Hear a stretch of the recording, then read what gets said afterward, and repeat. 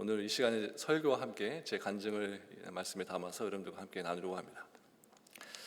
저는 캐나다에 2005년에 유학으로 처음 오게 되었는데요. 그때 정확히 제가 30살이었습니다. 대략 제 나이, 현재 나이가 나오죠. 처음에 캐나다에 와서 1년간은 ESL을 다녔고요. 그 이후에 이제 신학교에 입학이 돼서 대학원 과정을 하게 되었는데요. 이제 처음으로 영어로 공부하는 것이기 때문에 이제 교회에 사역하는 것과 공부를 병행하는 것이 제 스스로 어렵겠다 이렇게 판단이 돼서 공부하는 동안에는 교회에는 출석만 하고 교회 사역은 하지 않았었습니다. 그러던 중에 우연히 크리스찬 신문을 보게 되었는데 그곳에 광고가 나왔습니다. 보나인교회에서 반주자를 찾는다, 청빙한다는 광고였는데 제가 반주자로 지원한 것은 아니고 이제 제가 제 아내에게 한번 지원해 보는 것은 어떠냐 이렇게 물었고 아내도 흔쾌히 괜찮겠다라고 해서 지원을 했습니다. 그렇게 해서 저희 가족이 2008년 1월에 보나인교회에 등록하고 첫 출석을 하게 되었습니다.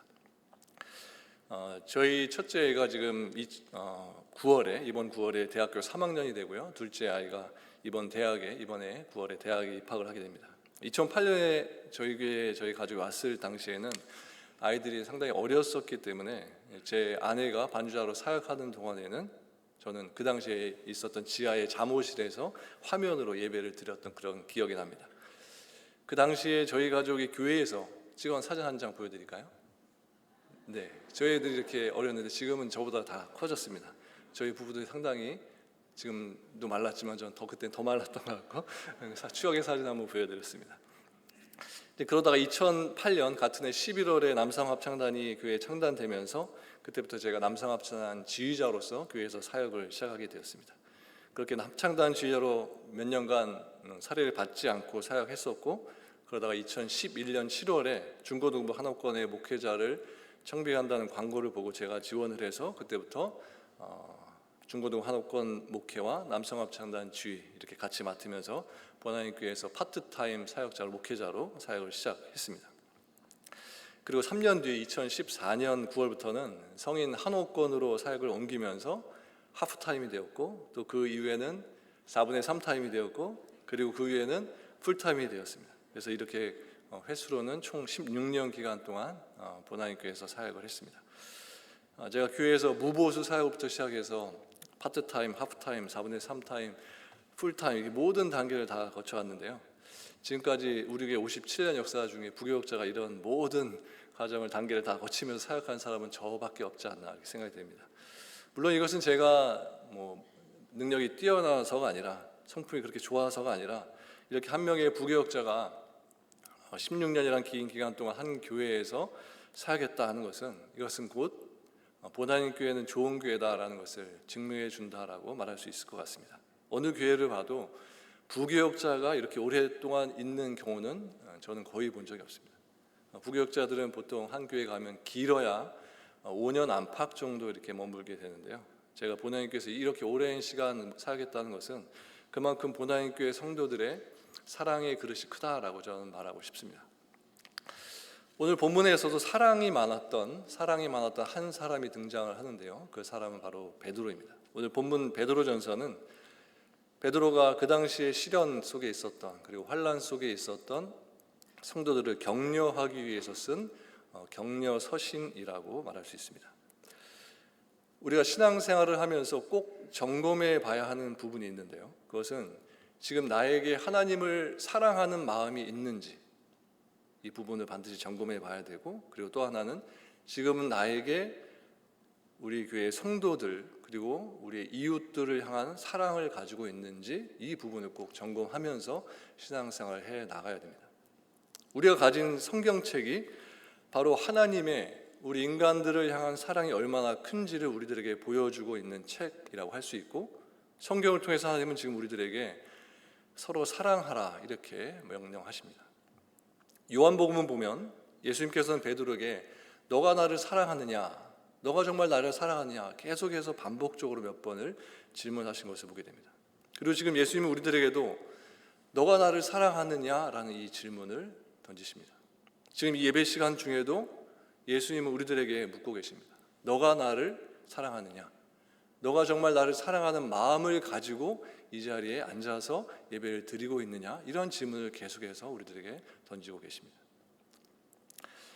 하나님은 우리를 지으시고 우리를 통해서 영광 받기를 원하신다, 이렇게 말씀하셨는데요, 이 말씀은 즉 하나님께서는 우리들을 통해서 사랑받기를 원하신다라는 것입니다. 그래서 우리는 주일날 이렇게 교회에 나와서 예배의 시간, 이 시간을 통해서 하나님께 영광을 돌리는 것이고, 또 예배의 모든 순서를 통해서 우리는 지금 한 순서 한 순서를 통해서 우리는 하나님을 향한 사랑을 우리들은 고백드리고 있다는 겁니다. 여러분, 복싱 경기를 보면 경기 중간에 벤치 타임이라는 것이 있습니다. 작전 시간이라고도 할 수 있겠죠. 매 라운드마다 나가서 선수가 3분간을 싸우고 중간에 종이 띵 울리면 벤치에 돌아와서 1분간 의자에 앉아 있게 되는 겁니다. 이때 상대편 선수에게 얼굴을 맞아서 다친 곳이 있으면 벤치에 들어와서 상처를 치료받기도 하고, 또 이때 코치가 바로 선수 옆으로 와서 다음 라운드, 세컨드 라운드에 나가서는 어떤 전략으로 싸워야 되는지 이것을 코치가 선수에게 알려주게 됩니다. 그래서 이 벤치 타임은 선수에게 있어서 육체적인 회복의 시간임과 동시에 또 다시 다음 라운드에서 나가서 잘 싸울 수 있도록 정신적으로 무장하는 시간이다라고 말할 수 있는 겁니다. 교회가 바로 벤치 타임의 장소다라고 얘기해집니다. 복싱 경기에서 선수가 벤치에 들어오게 되면 어떤 사람은 즉시 가서 선수에게 물을 전달해 주기도 하고, 또 어떤 사람은 선수의 흘리는 땀을 타올을 가지고 닦아주기도 하고, 또 어떤 사람은 또 다가와서 부상 선수에 당한 선수의 상처를 치료해 주기도 합니다. 이렇듯 우리 성도들도 세상에서 일주일 동안 치열한 영적 싸움을 치르고 나서 주일날 다시 교회에 돌아와서 벤치 타임의 시간을 갖게 되는 겁니다. 우리가 세상에서 크리스찬으로 살면서 상처를 많이 받기도 했고, 또 쓰러졌던 순간들도 여러 번 있었지만 다시 벤치 타임의 교회로 돌아와서 치료를 받고 또 회복되는 시간을 이 안에서 갖게 된다는 겁니다. 그리고 이렇게 교회에서 회복된 우리들은 또다시 세상에 나가서 영적인 싸움을 싸울 수 있도록 그런 많은 것들을 충전받게 되는 겁니다. 우리들이 세상에 나가서 싸우는 것, 이것은 또 야구에서 사용하는 용어인 벤치 클리어링이라고 말할 수 있습니다. 야구 경기를 보다 보면 갑자기 벤치에 있던 선수들이 다 경기장에 몰려나가서 상대편과 이렇게 싸우는 것을 보게 됩니다. 보통은 투수가 타자의 몸에 공을 의도적으로 던졌을 때 벤치 클리어링이 일어나게 되는데요, 이때 공을 맞은 타자가 공을 던진 투수에게 화를 내면서 뛰어가면 그때 벤치에 있던 모든 선수들이 경기장으로 뛰어들어오게 됩니다. 이것이 벤치 클리어링인데요, 말 그대로 벤치에 바글바글 있었던 선수들이 벤치를 클리어링하는 겁니다. 벤치 안에 있던 모든 선수들이 앉았던 자리에서 일어나서 다 같이 그라운드에 나가서 싸우는 것입니다. 이와 같이 우리 크리스찬들도 벤치 타임을 가지면서 세상의 싸움에서 받은 그 상처들을 치료받는 시간을 가져야 되고, 또 그 이후에는 벤치 클리어링, 교회에 적용하자면 처치 클리어링을 하면서 모두 세상으로 나가서 다 같이 영적인 싸움을 모두 다 싸워야 한다는 겁니다. 또 그런 의미에서 교회는 가스 스테이션이라고도 말할 수 있을 것 같습니다. 성도가 교회 안에 들어와서 매주에 충전을 받아야 밖에 나가서 달릴 수가 있고 밖에 나가서 싸울 수가 있습니다. 교회에서 예수님의 사랑으로 충전이 되어야 하나님께서 우리들이 요구하신 대로 이웃을 사랑할 수 있는 그 사랑을 충전받게 되고, 그 사랑을 가지고 이웃들에게 사랑을 나누며 살 수 있게 된다는 겁니다. 차가 충전되지 않으면 가다가 차가 어느 순간 배터리가 떨어져서 멈춰 서는 것처럼 우리 성도들도 교회에서 계속적으로 영적인 충전을 받지 못하게 되면 우리들은 마음은 있지만 우리의 삶 속에서 전진해 나가는 모습이 없고 늘 우리들의 마음만 있을 뿐 그 자리에 멈춰서 있는 우리들의 영적인 상태를 보게 되는 것입니다. 오늘 보면 베드로전서 2장 21절에 보면 베드로는 이렇게 말합니다. 너희가 부르심을 받았으니 그리스도도 너희를 위하여 고난을 받으사 너희에게 본을 끼쳐 그 자취를 따라오게 하려 하셨느니라. 베드로는 이렇게 말합니다. 그 자취를 따라가야 한다. 예수님의 발자취를 따라가야 한다고 말합니다. 영어 성경에 보면 You should follow in his steps. 눈 위에나 또 모래 사장에 찍혀있는 발자국을 보면 내 앞에 먼저 걸어간 사람이 어느 방향으로 갔고 또 어느 정도의 복폭으로 갔는지 모래사장 위의 모래, 또 눈 위에 눈 발자국을 보면 알 수가 있게 됩니다. 마찬가지로 예수님께서 걸어가신 삶의 발자취, 예수님의 삶의 발자취는 성경에 자세하게 남겨져 있기 때문에 우리는 성경을 통해서 예수님이 앞서 가신 그 발자취를 우리들은 볼 수 있고 그 길을 따라 걸을 수 있게 되는 것입니다. 그리고 예수님의 그 길은 하나님 아버지의 우리를 향하신 사랑을 이루시기 위한 길이었기 때문에, 그래서 예수님의 발자취는 곧 사랑의 발자취였다라고 말할 수 있습니다. 그래서 예수님의 길을 따라가는 우리 성도들에게도, 우리들 발자국에도 이 사랑의 발자취가 남겨져 있어야 하는 것입니다. 그런데 어떤 이들은 나는 예수님의 길을 잘 따라가고 있다라고 스스로 생각하면서 그렇게 신앙생활을 하지만 정작 그들의 삶에는 예수님과 같은 모양의 발자국, 즉 사랑의 발자국이 남지 못하는 이들이 있습니다. 예수님의 발자국은 사랑의 발자국이니까 발자국 모양이 하트 모양이라고 한다면 우리들의 발자국도 마찬가지로 하트 모양의 사랑의 발자국이 되어야 되는데, 어떤 이들이 지나간 자리에는 하트 모양의 사랑의 발자국이 아닌 네모난 발자국이 남겨질 수 있다는 겁니다. 그래서 자신의 그 네모난 발자국, 네모난 모양의 발자국으로 예수님의 그 사랑의 발자국을 덮어버려서 다른 사람들이 예수님의 그 사랑의 모습, 예수님의 그 진실된 모습, 진정한 그 모습을 볼 수 없도록 오히려 우리들의 삶을 통해서 예수님의 발자국을 덮어버릴 수 있게 되는 것입니다. 여러분이 지금까지 걸어오신 길에 어떤 모양의 발자국이 남았는지 한번 뒤돌아보시기 바랍니다. 혹 내 발자국이 사랑의 모양이 아니라 네모난 발자국이었고, 네모난 모양이었고, 그래서 내 삶으로 예수님의 발자국을 오히려 가리면서 살고 있지 않았는지, 그것을 보시게 된다면 빨리 여러분들은 더 나가는 것이 중요한 것이 아니라 그 자리에 멈춰서서 자신의 삶의 모습을, 삶의 방향을 즉시 수정해야만 하는 것입니다. 그리고 다행히 여러분의 삶 속에 주님과 같은 사랑의 발자국이 찍히고 있다면, 여러분이 주님의 발자국을 밟고 지나갈 때 앞서 가진 그 주님의 발자국은 더욱 선명하게 남게 될 것이고, 그래서 더 많은 사람들이 그 주님의 발자국을 보고 주님을 따를 수 있게 될 겁니다. 여러분, 우리가 하는 어떤 말이 중요한 것이 아니라, 우리가 하는 어떤 행동이 중요한 것이 아니라, 우리가 걸어가는 인생의 발걸음에 주님의 사랑의 발자국이 찍히고 있는가, 이것이 정말 중요한 부분입니다. 우리가 이러한 삶을 살 때 우리 인생 가운데 참 만족이 있게 되는 것이고 참 즐거움이 있게 될 수 있는 것입니다. 찬송가 560장 주의 발자취를 따름이라는 찬송가가 있는데요, 이게 주제를 구분하면 어린이 찬송으로 구분돼서 우리가 많이 부르는 찬송은 아니지만 이런 가사가 있습니다.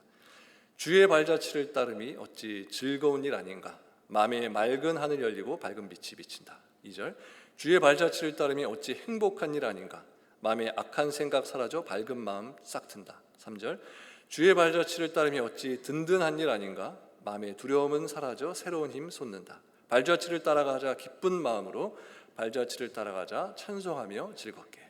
이 찬양의 가사같이 주님의 발자취를 따르는 것이 성도들에게 있어서 즐거운 일이고 행복한 일이고 든든한 일이다라는 겁니다. 이처럼 찬송가의 가사들을 보면 찬송가가 성경은 아니지만 정말 은혜가 되는 가사들이, 주옥과 같은 가사들이 찬송가 안에 많이 있습니다. 그래서 저는 지금껏 힘든 순간 있을 때마다 먼저 찬양을 찾고 찬양을 부르고 찬양 속의 가사들을 묵상해 왔습니다. 공부를 잘하는 학생들에게 공부를 잘하는 비결이 뭐냐 이렇게 물으면 저는 예습과 복습을 잘했을 뿐입니다, 이런 답을 하는 것을 많이 봤습니다. 이것을 우리들에게도 적용하면 성도들이 주일 예배를 잘 드리기 위해서는 예습이 필요하고 복습이 필요하다라고 말할 수 있을 것 같습니다. 여기서 예습이라고 한다면 주일 예배를 잘 드리기 위해서 주중에도 매일매일 여러분들의 삶 속에서 예배자의 모습으로 살아야 한다는 것이라고 할 수 있겠는데요, 더 구체적으로 말하면 말씀 생활과 기도 생활을 주중에도 계속해서 이어나가야 된다는 거죠. 감사하게도 우리 교회는 성경 통독을 하면서 많은 분들이, 지금 수백 분의 분들이 말씀과 함께하는 삶을 살고 있다고 생각됩니다. 여러분, 당연히 예배 안에서 가장 중요한 것은 말씀, 설교인데요. 우리는 예배 때 하나님 주시는 말씀을 받게 됩니다. 말씀은 우리들이 받는 것입니다. 리시빙 하는 것입니다. 이렇게 설교로 우리는 하나님의 말씀을 듣게 되고 하나님의 말씀을 받게 됩니다. 그래서 저는 개인적으로 성도들이 예배 시간에 하나님께 한 사람 한 사람 직접 하나님께 받는 시간만이 아니라 드리는 순서인 찬양 시간이 아주 중요하다, 매우 중요하다라고 생각됩니다. 오늘도 예배 시작 부분에 우리가 찬양을 부르면서 시작을 했고, 또 헌금 시간에도 찬양을 하면서 하나님께 예물을 올려드렸습니다. 그리고 설교 후에 예배를 마치기 직전에도 우리는 하나님께 찬양을 올려드릴 겁니다. 찬양은 우리가 받는 것이 아니라 여러분들 각자가 예배 시간에 참석해서 하나님께 드리는, 하나님과 소통하는 방법입니다. 여러분들이 직접 찬양 시간에 여러분들의 입을 열어서 여러분들의 마음을 담아서 그 찬양을 부르게 된다는 거죠. 지금 제가 예배를 위한 예습이 필요하다는 것을 말씀드리고 있는데요. 이렇게 직접 우리들은 예배 때 찬양을 통해서 하나님을 경배할 수 있기 때문에, 하나님을 높여드릴 수 있기 때문에 예배를 위한 찬양의 예습이 필요하다라는 겁니다. 주일 주보가 여러분들 오늘 들어오셨을 때 주보를 받으셨지만 금요일 오후면은 교회 홈페이지에 매주일에 올라가고 있습니다. 그래서 금요일에 주보를 미리 보시고 주일 전까지 이틀 동안 주일 예배 때 부를 찬송이 뭔지, 복음성가가 뭔지 보시고 미리 준비하면 좋을 것 같습니다. 예배 때 부를 그 찬양을 만약에 모르신다면 찬양을 미리 익히시는 것도 좋고, 미리 그 곡을 미리 아는 찬양이라면 그 찬양을 여러 번 반복해서 들으시면서 전체 가사의 내용을 그렇게 묵상해 보시면 주일 예배 때 오셔서 그 찬양을 부르실 때 이전과 많은 그런 느낌이 여러분들에게 있으리라 생각됩니다. 저는 대부분의 찬송가와 대부분의 복음성가를 암기합니다. 자랑하는 것은 아니고요. 물론 제가 이 곡들을 암기하려고 노력해서 암기가 되어진 것이 아니라, 찬양을 할 때 그냥 부르는 데 목적을 둔 것이 아니라 발성적으로 잘 표현하기 위해서, 제 목소리를 자랑하기 위해서 찬양을 부르는 것이 아니라, 저는 찬양할 때마다 그 가사 한 구절 한 구절을 생각하면서 부르기에 노력하다 보니까 어느샌가 찬양이, 복음성가가 제게 암기가 되어졌습니다. 그래서 찬양할 때 저는 앞에 화면을 잘 보지 않고 찬양을 합니다. 그래서 저는 웬만하면 찬양할 때 눈을 감고 찬양하는 그런 습관이 생겼습니다. 이렇게 찬양하게 되면 가사를 깊이 묵상할 수 있고, 또 제 마음의 고백으로 지금 이 찬양을 하나님께 찬양하고 있다라는 생각을 갖고 찬양할 수 있게 됩니다. 여러분 대부분이 외우고 계신 찬송가가 나 같은 죄인 살리신 이 찬양이라고 생각되는데요. 이 찬양을 여러분들이 외우고 싶어서 외운 것이 아니라 많이 부르고, 또 여러분들 부모님 때부터 또 예배 시간에 이 찬양을 많이 부르기 때문에 이 찬양만큼 여러분들이 대부분 외우고 계시라고 생각됩니다. 나 같은 죄인 살리신 주 은혜 놀라워 잃었던 생명 찾았고 광명을 찾았네. 이렇게 여러분들이 암기하고 있는 찬양을 부르실 때에 다른 찬양과 달리 내가 외우고 있는 찬양을 부를 때 찬양의 깊이가 깊어진다는 것을 느끼실 수 있을 겁니다. 한번 다음 주부터 주일 예배를 준비하시면서 그 주일에 부를 찬양을 미리 준비하시고 한번 가사를 묵상해 보시기를 바랍니다. 아마 예배 가운데 찬양 시간이 아마 다르게 느껴지게 될 것이고, 이렇게 찬양이 깊어짐으로 인해서 주일 예배에 여러분들에게 더 큰 은혜가 부어지리라, 경험되시리라 생각됩니다. 이렇게 저는 찬양의 중요성을 알았기 때문에 저는 교회에서 맡은 여러 가지 사역들 중에서 남성 합창단 사역에 더 많은 애착과 관심을 가지고 사역을 했습니다. 남성 합창단이 일반 곡들도 선교 목적으로 활동하기 때문에 일반 곡들도 많이 부르지만 찬양곡을 연습할 때에 꼭 했던 것이 있었는데요. 그 찬양곡의 가사를 종이를 나눠주고 적게 하고, 그 찬양의 가사, 이 곡에서 어떤 부분이 나에게 은혜가 되는지, 그리고 내가 이 찬양을 부를 때 어떤 마음가짐으로 찬양해야 되는지 그것을 단원들로 하여금 적도록 했습니다. 단원들은 물론 이게 무슨 학교도 아니고 무슨 가사를 적는 것이 굉장히 좀 귀찮은 것이라 생각될 수도 있었지만, 이런 과정을 하고 나면 확실히 단원들이 찬양을 부를 때 마음가짐이라든가 그런 모습들이, 자세들이 많이 달라지는 것을 볼 수 있었습니다.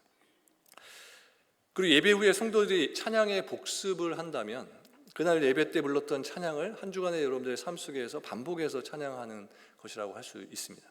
제가 일부 예배를 매주일 인도를 했었는데요. 예배 끝나고 입구에서 이제 인사를 하다 보면 가끔씩 제게 오셔서 오늘 불렀던 마지막에 불렀던 찬양의 악보를 달라고 하신 분이 계셨습니다. 이렇게 악보를 그분이 요청하시는 것은 아마도 그 찬양의 악보를 가지고 한 주간 삶 속에서 부르시기 위해서 저에게 악보를 받아 가셨다라고 생각이 듭니다.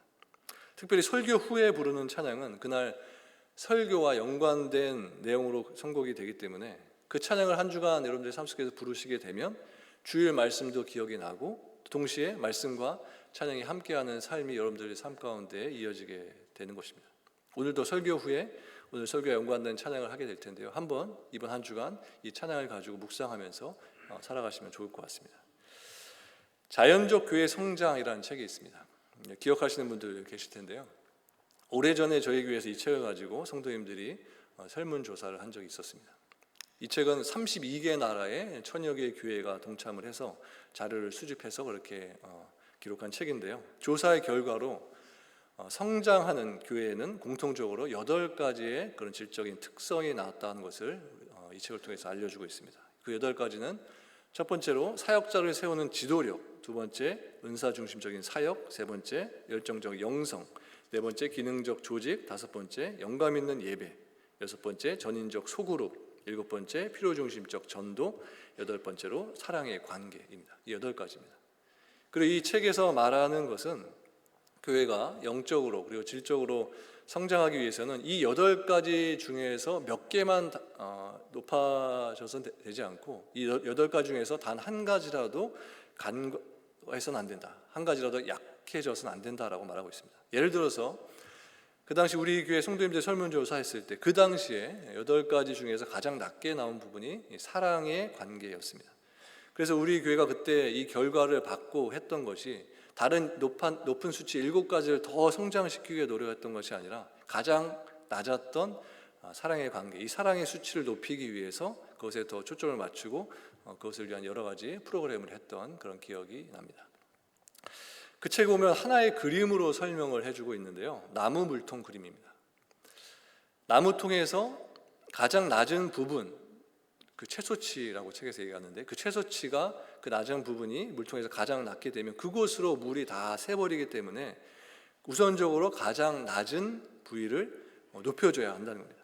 이처럼 교회에서는 어떤 몇 부분이 뛰어난 것이 중요한 것이 아니라 평준화되게 높이를 맞추는 것이 중요하다는 겁니다. 즉 교회에서는 뛰어난 우수한 몇 명이 중요한 것이 아니라 모든 성도들이 균형되게 맞춰져야 한다는 거죠. 여러분, 균형 있는 교회가 되는 것, 그리고 균형 있는 성도가 되는 것이 중요합니다. 그래서 교회 안에서 우리는 나와 아주 친한 사람들에게만 집중된 사랑을 해서는 안 됩니다. 얼마 전 제가 참석하는 마지막 목회자 미팅이 있는 날에 제가 사임을 앞두고 목회자들에게 마지막 인사를 하면서 이러한 이야기를 한 적이 있습니다. 제가 지금까지 본교회에서 목회하면서 제가 나름대로 선을 그으면서 사역했다고 했습니다. 안 좋은 의미의 선을 그는 게 아니라 제가 나름대로 좋은 의미의 선을 그으면서 사역했다고 이야기를 했습니다. 한 교회에서 오랫동안 있으면서 오랫동안 같이 사역했던 목회자들과 더 친하고 더 가깝게 지낼 수 있었지만 저는 그렇게 하지 않았고 저는 모든 목회자들 가운데 밸런스를 맞추기 위해 노력했다라고 이렇게 이야기를 했습니다. 이것은 목회자들뿐만 아니라 성도들에게도 저는 마찬가지였습니다. 제가 만약 가깝게 지내고 싶은 분들이 있었을 때 제가 노력해서 의도적으로 더 가까운 친분을 만들 수도 있었을 겁니다. 근데 저는 그렇게 하지 않았습니다. 세상 말로 하면 제 편을 만들지 못했다라고 할 수 있겠지만 저는 어느 정도 관계가 쌓여지면 그분들과 더 이상 가까워지려고 노력하지 않았고 그분과는 그 정도의 그런 관계를 유지하면서 오히려 제가 잘 알지 못하는 관심 밖에 있는 그런 분들에게 다가가려고 노력을 했습니다. 이것이 본한일교회에서 저의 목회 원칙이었다라고 할 수 있습니다. 제 편을 제가 의도적으로 많이 만들었다면 10년 넘는 시간 동안 오늘 물음바다가 됐겠죠, 얘가. 그렇지 않은 거 보면 제가 손을 잘 지켜서 목회를 했던 것 같습니다. 여러분, 우리가 나눌 수 있는 사랑을 몇 명에게만 이렇게 국한해서 나눠서는 안 되고, 내가 줄 수 있는 그 사랑의 분량이 있을 텐데, 내가 줄 수 있는 그 사랑을 최대한 많은 사람들에게 나눠줄 수 있어야 됩니다. 그래서 우리 교회 안에 나와 정말 가까운 사람 2명, 3명, 5명, 그래서 내가 이 사람들 만들어서 내가 신앙생활 재밌게 친구와 함께 해야 되겠다, 이것이 중요한 것이 아니라 나와 아주 가깝지 못하더라도 서로를 잘 아는 관계의 사람들 100명, 200명을 만드는 것이 더 중요한 겁니다. 저는 오늘부로 교회를 사임하고 이제 9월부터 학교에 가서 공부를 시작하게 됩니다. 예전에 캐나다에 처음 왔을 때 학교에서 공부를 해봐서 영어로 공부하는 것이 얼마나 어렵다는 것을 알기 때문에 한국에서 종종 부모님이 연락할 때도 공부를 좀 더 나이 듣기 전에 하는 것이 어떠냐, 저 아내도 난데없이 종종 공부 얘기를 꺼내고 그래서 제가 오랜 기간 동안 몇 년 동안, 수년 동안 공부를 이제 제가 차단하고 그 길은 내가 더 이상 갈 길이 아니다 이렇게 피해왔었는데요. 이번에는 하나님이 강하게 이끄셔서 또 모든 방향에 이렇게 흘러가서 제가 길로 가게 되었습니다. 이 결정이 여러분들이 생각하신 대로 쉽지 않은 결정이었습니다. 가장으로서 수입 없이 이제 공부의 길, 학업의 길을 간다는 것. 특별히 저희 집에 지금 학생이 2명 더 있고 또 한국에 조카가 유학을 와 있어서 제 아내가 이제 앞으로 4명을 먹여 살려야 되는데요. 이런 생각을 하게 되면 당연히 저는 교회를 떠날 수 없고 이제 공부하러 갈 수 없지만 제 아내와 깊이 대화를 나누고 기도하는 가운데 하나님께서 그런 확신을 주셔서 이런 큰 결정을 내리게 되었습니다. 비록 저는 오늘 이후로 교회를 떠나지만 여러분 모두가 교회 안에서 계속해서 그리고 여러분들 삶 속에서 주님의 발자취를 따르는 삶을 살 수 있도록 저는 이 교회를 떠난 이후에도 여러분들 위해서 기도하겠습니다. 저 여러분 모두가 주님의 발자취를 따르는 삶을 살다 보면 저도 같은 방향으로 걷고 있기 때문에 언젠가 또 어디에선가 저 여러분들이 다시 만나는 일이 반드시 있을 거라 믿습니다. 마지막으로 지금까지 저와 한 교회 안에 신앙생활했던 모든 성도님들께 감사를 드리고 특별히 저희 가족에게 많은 사랑을 베풀어 주셨던 시니어분들 한 분 한 분께 이 자리를 통해서 감사의 인사를 드립니다. 그리고 부족한 종을 지도해 주셨던 한석현 원로 목사님과 또 고영민 담임 목사님께도 감사를 드립니다.